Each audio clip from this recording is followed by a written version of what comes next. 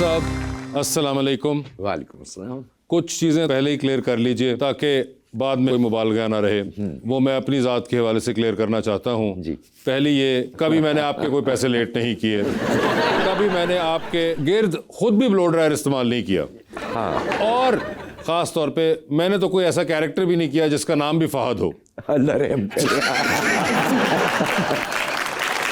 तो आप क्या ये सब मानते हैं? बिल्कुल मानता हूँ। चलें अब सर हम बात शुरू करते हैं। क्या हाल है आपके? मैं बिल्कुल ठीक हूँ। पहले तो सर ये जो भी मैंने सवाल किया था, आप इस पे कोई कमेंट करना चाहेंगे कि ये जो रेफरेंस कल्चर है हमारे यहाँ पे, कि आम तौर पे एक आम हमारी लाइफ का हिस्सा बन चुका है कि यार भाई तुम्हारा कोई बैंक में जानने वाला है, कोई सुई गैस के दफ्तर में है, कोई फलां किसी जगह पे भी है, जहाँ भी कोई हो, तो ये हम क्या आदतन कर रहे होते हैं? क्या हम ये एक्सेप्ट कर चुके होते हैं कि ये सिस्टम में ये चीज़ दरकार है, या फिर ये कि हम खुद भी प्रोटोकॉल और कन्वीनियंस ढूंढ रहे होते हैं? दरकार नहीं है, कन्वीनियंस देखते हैं कि जल्दी हो जाएगा, वरना जो चीज़ 15 मिनट में होनी है उसे 15 घंटे भी लग सकते हैं। और जैसे कह रहे थे तुम कि वो बाहर के मुल्कों में लाइन भी होगी तो हम फॉलो कर लेंगे, बिल्कुल ऐसे ही। लेकिन बाहर के मुल्कों में अगर आप, जैसे बच्ची कोई हॉस्पिटल का जिक्र कर रही थी, तो वहाँ तो अपॉइंटमेंट ही नहीं मिलती, डॉक्टर्स 3-3 महीने की कोई अपॉइंटमेंट नहीं देता। बिल्कुल। इमरजेंसी में भी सिर्फ उन लोगों को वो इमरजेंसी में देखते हैं जो बिल्कुल जाँ बलब हों, यानी जिनकी रूह बस कफस से परवास करने वाली हो, सिर्फ उसको वो इमरजेंसी में देखते हैं। हाथ टूटा है या टांग टूटी है या पेट में दर्द है तो वो इमरजेंसी में नहीं चेक करते। आपको लगता है कि कुछ मिक्स किस्म का हो गया दोनों आर्गुमेंट, कि एक्चुअली में मसला वहाँ पे भी आता है कि ये चलता भी है, हमारे कल्चर का हिस्सा ही बन चुका है, और कुछ हम खुद भी अपना वक्त बचाना चाहते हैं और हम उसी कल्चर को फॉलो भी कर रहे हैं कि यार सबसे सुना हुआ है आपने कि भाई कोई रेफरेंस लेके जाना। ऐसा है, मगर ये कि वोकल होना चाहिए।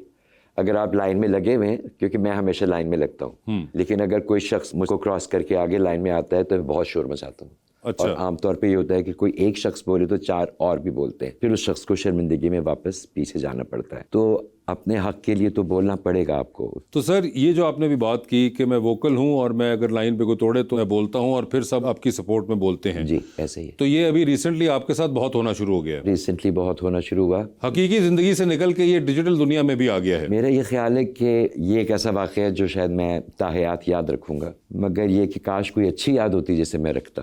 आई am not very happy about it. But at the same time Ahmad साहब, जो एक इंटरेस्टिंग चीज़ मुझे लगती है कि आप पहले इस तरह से वोकल नहीं थे इन मामलात के बारे में।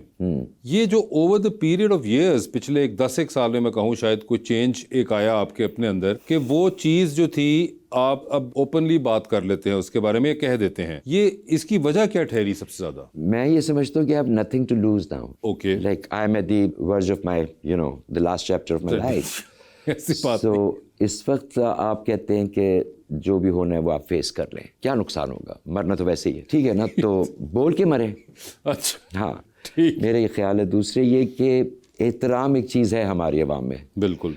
मेरी उम्र का बहुत लिहाज करते हैं, इज़्ज़त करते हैं मेरी, जिसका मैं फ़ायदा उठाता हूँ, कोशिश करता हूँ कि नाजायज़ फ़ायदा ना उठाऊँ। तो मैं बोलता हूँ, बोलता रहूँगा। दुख होता है बाद में कि इतना बोलना चाहिए था, इतना नहीं बोलना चाहिए था, मगर जो ओवरऑल बात है, मैं समझता हूँ बेटा कि हम लोग मोबाइल का इस्तेमाल बहुत गलत कर रहे हैं। हर एक के हाथ में मोबाइल है। अगर आप कोई चीज़, किसी की रील बनाते हैं या कुछ भी बनाते हैं, तो प्लीज़ एक चीज़ होती है जिसे कंसेंट कहते हैं। जी बिल्कुल। आप पूछे बगैर उस शख्स से जिसके बारे में आपने रील बनाई है, कुछ भी करें, उसे आप पोस्ट ना करें, इजाज़त ले लें। मुझे लगता है कि ये हमारा सबसे बड़ा इस वक्त एक प्रॉब्लम बन गया है कि आप कहीं पे भी खड़े हैं, आपकी रील बन गई और वो आपसे पूछेंगे नहीं, वो पोस्ट कर दी जाएगी और उसके नीचे जो दिल चाहे वो लिख भी देंगे। सर एक और चीज़ जो कि बड़ी अहमद साहब और आम फहम यहाँ पे, क्योंकि बहुत से यंगस्टर्स बैठे हुए हैं, तो ये उनको ही मैं बावर कराना चाहूँगा कि ये जो आप लोग कहीं पे भी खड़े होके अपनी एक रील, ये तो खैर एक और मामला था, मगर आम फहम तस्वीर ले रहे होते हैं या अपनी आप टिकटॉक बना रहे होते हैं या अपनी कोई आप स्ट्रीक बना रहे होते हैं, तो भैया वो जहाँ पे आप बैठे हैं, अगर वो कोई पब्लिक प्लेस है और उसके अंदर पीछे लोग आ रहे हैं, तो वो उन लोगों से पूछना आपकी जिम्मेदारी है। एक्चुअली तो क्राइम भी है। क्राइम भी है एक्चुअली। किसी दिन आपके कोई एक बंदा उठा और वो बहुत फारिग हुआ और उसने कर दिया कोई मामला, तो वो एक और कहानी शुरू होगी। लेकिन ये आप नहीं कर सकते रेस्टोरेंट्स के अंदर, पब्लिक प्लेसेस के अंदर, पार्क्स के अंदर, एयरपोर्ट्स के ऊपर। आम फहम आपने देखा होगा, कोई तस्वीर बना रहा है और पीछे बेचारे जो बैठे हैं वो सारे भी उस फ्रेम के अंदर आए होते हैं। वो सब आए होते हैं। ख़ास तौर पे मुझे जो लगता है कि आप रेस्टोरेंट में खाना खा रहे हैं और अचानक एहसास होता है कि सामने से कोई आपकी रील बना रहा है, आपके मुंह में निवाला जा रहा है, मुंह आपका खुला हुआ है और वो उसकी वो लगा के, फिर मैंने ऐसी तस्वीरें अपनी देख भी ली। अच्छा। तो मुझे लगता है कि ये बहुत नाजायज़ है, हलक तक नज़र आ रहा होता है वो। احمد صاحب جہاں یہ معاملات ابھی سیریس ہیں اس کے بارے میں تو ہم بعد میں بات کریں گے، مگر میں اگر آپ سے یہ پوچھوں کہ آپ کی زندگی کے چند جو امبیرسنگ مومنٹس ہیں اس کے اندر سے اگر آپ کوئی ٹاپ 3 نکالنا چاہیں؟ بہت سارے ہیں، نہیں ٹاپ 3 تو بہت مشکل ہو جائے گا، لسٹ لمبی کروں میں، ٹاپ 10 میں چلا جاؤں، یہ تو گیت مالا ہوگا سر پھر پورا، بہت زیادہ کوئی ٹاپ 3 سر، چلے آپ ٹاپ 3 میں سے کوئی ایک بتا دیں جو آپ کا پسندیدہ امبیرسنگ ہو۔ پسندیدہ امبیرسنگ یہ ہے کہ میرے بتانے لائق اب ایک اور میں نے اس میں آپ کو دے دی۔ میرے ایک دانت آرٹیفیشل تھا سامنے کا اور میں شوٹ پہ تھا، right before the shoot I was having my lunch, اچھا، کھاتے کھاتے وہ دانت ٹوٹ گیا۔ اب میری پوزیشن ایسی تھی کہ میں اتنا امبیرس تھا کہ کسی کو بتا نہیں سکتا تھا کہ میرا دانت نہیں ہے سامنے کا، میں شوٹ نہیں کر سکتا، اگر میں منہ کھولتا تو نظر آ جاتا۔ تو میں نے سوچا میں ڈائریکٹر کو بلا کے اس کو پہلے بتا دیتا ہوں کہ یار یہ حادثہ ہو گیا، مجھے فوراً جانا ہے ڈینٹسٹ کے پاس۔ وہ ڈائریکٹر ذرا ہلکے پیٹ کا تھا، اس نے جا کے سب کو بتا دیا کہ محمد احمد کا دانت ٹوٹ گیا۔ اب میں منہ پہ ہاتھ رکھا ہوں اور شرمندگی کے بارے میں سب آگے مجھ سے خیریت پوچھ رہے ہیں، احمد صاحب ٹھیک ہے، آپ نے ہاتھ کیوں رکھا ہوا ہے منہ پہ؟ احمد صاحب کیا؟ اور سب ظالموں کو پتا بھی تھا کہ آپ نے کیوں رکھا ہوا ہے، سب کو پتا تھا کہ میں نے ہاتھ کیوں رکھا ہوا ہے، سب نے آ کے خیریت پوچھی، سب نے سلام دعا اسی وقت کرنی تھی۔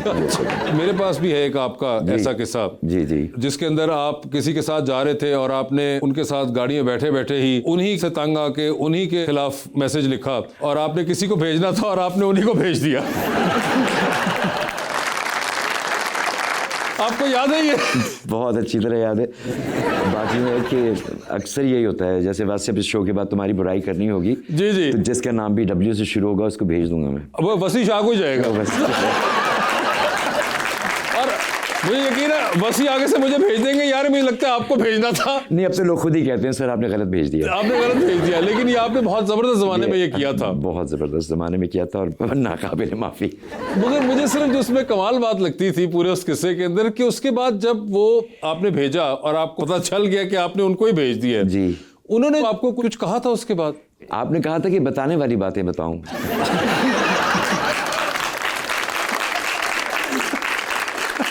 اور پھر جو میں بعد میں کبھی کبھی سوچتا ہوں کہ جو بھی انہوں نے آپ کو کہا ہوگا آپ انہی کی گاڑی میں تھے۔ بات یوں ہے کہ وہ خاتون تھیں۔ اچھا، وہ خاتون بھی تھی؟ ہاں، اور میں نے یہ بھی سنا تھا کہ وہ ہاتھ پہلے چھوڑتی ہیں، بات بعد میں کرتی ہیں۔ اور یہ اس طرح کا اتفاق تھا کہ گاڑی کے اس طرف سے میں بیٹھا، وہ اس طرف سے بیٹھی، اور ان کے موبائل پہ وہ ٹون آئی، انہوں نے کھولا اور بہت تفصیل سے اونچی آواز میں پڑھا۔ اچھا، سگنل بھی ریڈ ہو گیا آگے، گاڑی کھڑی ہونی تھی، تو اب مجھے یقین تھا کہ اس سائڈ کا دروازہ کھولیں اور لات مار کے مجھے باہر پھینک دیں گی۔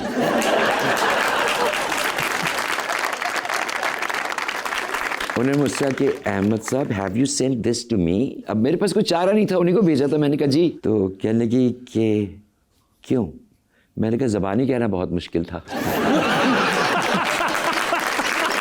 واہ، کیا آپ نے راستہ اختیار کیا کچھ بچنے کا کہ یہ بہت مشکل تھا، مگر وہ کیا ڈرائیو ہوئی ہوگی اس کے بعد جب تک آپ ان کی گاڑی میں رہے ہوں؟ ڈرائیو تو چھوڑے، چیک 6 مہینے کے بعد ملا تھا۔ اچھا، احمد صاحب جو پہلا چیک ڈیلے ہوا تھا وہ یہ تھا؟ وہ پہلا۔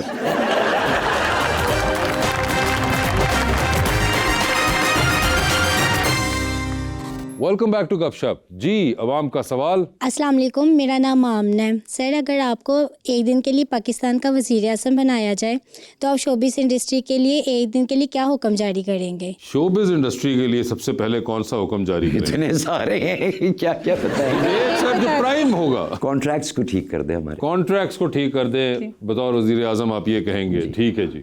جی، السلام علیکم، میرا نام رائحہ زہرا ہے اور میرا سوال یہ ہے کہ فہد شیخ سے عوام کافی ناراض ہے، تو آپ کیا چاہیں گے کہ وہ عوام ان کو معاف کر دے یا پھر نوجوان نسل اس سے سبق سیکھے؟ دیکھیے، بات یہ ہے کہ فہد کا جہاں تک سوال ہے، بچہ ہے، وہ کم عمر ہے، اس کے ساتھ میرا اچھا خاصا مذاق بھی ہے، وہ تو شاید میرے دل سے کبھی نہ کبھی بات نکل جائے گی۔ اس کے بعد جو ہوا، جو وہ ریل آنے کے بعد ہوا، وہ میں کبھی بھول نہیں پاؤں گا، تو اس کی معافی شاید میں کبھی نہ کر پاؤں۔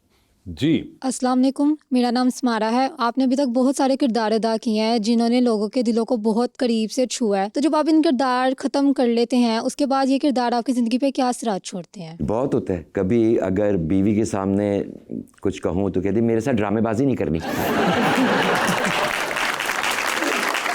اچھا، آپ ٹرائی کرتے ہیں ایسی کوئی حرکت؟ اکثر یہ ہوتا ہے کہ کھانے کی میز پہ دیر ہو گئی، فون پہ تھے یا کچھ تھا، میں کہتا ہوں سوری، وہ फ़ोन आ गया था, मेरे साथ ना करें, बैठ जाएं तो चुप करके खाना खाएं। ओए होए, अच्छा ये देखें इज्जत ऐसी है। अहमद साहब, ये अब होती है आपकी जब से आपने अदाकारी पे जोर दिया है, पहले नहीं होती थी, पहले तो नहीं, राइट। पहले होता था मुकालमाबाजी मुझसे ना करें। अच्छा ठीक है, okay, I take my word back. हाँ जी, अस्सलाम वालेकुम, मेरा नाम ज़ुहा इजाज़ है और मेरा सवाल सर से है। अगर ज़िंदगी को एक जुमले में बयान करना पड़े तो आप क्या कहेंगे? एक जुमले में ही बयान कर दें। I think mixture of highs and lows एंड आप पे डिपेंड करता है बेटे कि आप हाइज को पिक करती हैं या लोज को पिक करती हैं। तो it's a journey, you have to pick and choose. You have to go through it as well. या बिल्कुल जी। अस्सलाम वालेकुम, मेरा नाम मिनाल है और मेरा सवाल सर से है कि एक सक्सेसफुल एक्टर बनने के लिए कौन सी 3 चीज़ों का होना ज़रूरी है? कॉन्फिडेंस एंड लैंग्वेज पे, यानी आपकी उर्दू और अंग्रेज़ी दोनों बहुत अच्छी होनी चाहिए। अगर ये चीज़ें हों कि आप में कॉन्फिडेंस है, आप दोनों ज़बानें अच्छी बोलती हैं, क्लियरली बोलती हैं, तो फिर सिर्फ कोशिश करनी और कुछ नहीं। और मैं बताना चाहता हूँ कि लड़के भी अहमद साहब से सवाल पूछ सकते हैं। अस्सलाम वालेकुम, मेरा नाम अहमद खान है और सर मेरा क्वेश्चन ये है ओहो। कि आपने कई दहाइयों से इस इंडस्ट्री को संवारा है, तो आज के यंग एक्टर में टैलेंट तो नज़र आता है लेकिन शायद तमीज़ की थोड़ी कमी है। मैं नहीं कहूँगा कि तमीज़ की कमी है, बिकॉज मेरा वास्ता जितनी भी आप कहते हैं सो कॉल जेनजीज की सब लोग बुराइयां करते हैं, मेरा वास्ता जितना भी जेनजीज से पड़ा है, मुझे आज तक उनसे कोई शिकायत नहीं। बिकॉज हाँ, स्ट्रेट फॉरवर्ड है, मुंह पे आपके बहुत सीधा सीधा सवाल करते हैं, घुमाते फिराते नहीं हैं, और स्ट्रेट जवाब भी आपसे चाहते हैं। कम से कम तालीम से इतना तो ज़रूर हुआ है कि ये जनरेशन जो है ये लिहाज करना जानती है, अदब करना भी जानती है। मुझे कोई शिकायत कभी भी नहीं हुई इनसे। जी भाई। अस्सलाम वालेकुम सर, मेरा नाम कासिम है। मेरा आपसे सवाल है कि एक्टिंग के दौरान आप स्क्रिप्ट में कुछ चेंज करते हैं, यानी खुद से उसमें कुछ ऐड ऑन करते हैं? अक्सर करना पड़ता है। बात तो वही होता है कि डायलॉग इस तरह से लिखा, सिवाय खलील साहब के स्क्रिप्ट के, बाकी डायलॉग्स का जो होता है वो एक्टर को अपने एतबार से उसको बैलेंस करना होता है कि वो उसके लिए ईजी कैसे होगा, उस तरह। मगर अहमद साहब, जब आपका स्क्रिप्ट कहीं गया हो तो does that happen to your script as well? Yes, and I allow that. अच्छा, बिल्कुल, क्योंकि आप अपने लहजे में लिख रहे हैं, बाज़ दफ़ा वो एक्टर के लिए मुश्किल हो जाता है बोलना, तो फिर मैं उससे यही कहता हूँ कि आप मायने ना बदलें, यही बात आप किसी और तरीके से कह दें। अगर आप ज़्यादा कंफर्टेबल इंग्लिश में हैं तो आप इंग्लिश में बोल रहे हैं, उर्दू में बोल रहे हैं, व्हाटएवर सूट्स यू। ओके, ठीक है जी। अस्सलाम वालेकुम, मेरा नेम सबा है और मेरा क्वेश्चन सर से है। जैसे कि पीटीवी दौर के ड्रामे आज भी लोगों को याद है, तो उस दौर के माहौल और इस दौर के प्रोडक्शन हाउसेस के माहौल में आपको क्या बड़ा फ़र्क नज़र आया? फ़र्क तो काफ़ी है, क्योंकि वो बड़ा कंफर्टेबल एनवायरनमेंट था। ऐसी जगह पे आप शूट कर रहे होते थे जहाँ गर्मी नहीं है, आपको 3 कैमरे शूट कर रहे हैं एक साथ, वो बहुत कन्वीनियंट, बहुत आरामदेह था। अब मुश्किल हालात हैं ज़्यादा, क्योंकि माइक्स इतने सेंसिटिव हो गए हैं कि आप एसी भी ऑफ कर देते हैं, फ़ैन भी ऑफ कर देते हैं, और गर्मी इतनी ज़्यादा कि मुझे पहली दफ़ा हीट स्ट्रोक हुआ। अब इतना कंफर्टेबल नहीं है। अब इतना कंफर्टेबल नहीं है, पहले का ज़्यादा लगता था। जी भाई। अस्सलाम वालेकुम सर, मेरा नाम असद अली है। मेरा सवाल आपसे ये है कि आपने बेबी बूमर और जैन अल्फ़ा तक का सफ़र किया है, इन सारी जनरेशंस में वाज़ेह फ़र्क क्या है? बेटा, तुम्हारी बात सुन के मुझे लग रहा है कि मैं हज़रत आदम के साथ पैदा हुआ था। तज्जिया मांग लिया उन्होंने आपसे तमाम जनरेशंस का। तमाम जनरेशंस का मांग लिया। इसका इतना कोई वो मैं नहीं दे सकता, बिकॉज बहुत लंबा हिस्ट्री है, 4-5 हज़ार साल पहले इतनी जनरेशन मुझसे पहले भी गुजर गई। मगर हाँ, पहले लिटरेचर बहुत था और बच्चे किताबें पढ़ते थे और उनके वालिदैन भी किताबें पढ़ते थे, उनके तहत बच्चों की तरबियत होती थी। अब ऐसा नहीं है, क्योंकि अगर आपने पाकिस्तान में अपने बच्चे को पालना है तो आपको ये सोचना पड़ेगा कि आप उसको शरीफ बनाएंगे या बदमाश, क्योंकि घर के अंदर आप उस जो कुछ सिखाएंगे वो बाहर सड़क पे तो नहीं चलेगा। सो एक कन्फ्यूजन आ गई जनरेशन्स में ये वाली कि शायद तालीम को अलग रखना है और ज़िंदगी को गुजारने के उसूल कुछ और है। ये कन्फ्यूजन मुझे ज़रूर नज़र आई इन सारी जनरेशन्स में, बिकॉज घर के अंदर वो कुछ और होते हैं, स्कूल में वो कुछ और होते हैं, काम पे वो कुछ और होते हैं। ये कन्फ्यूजन है।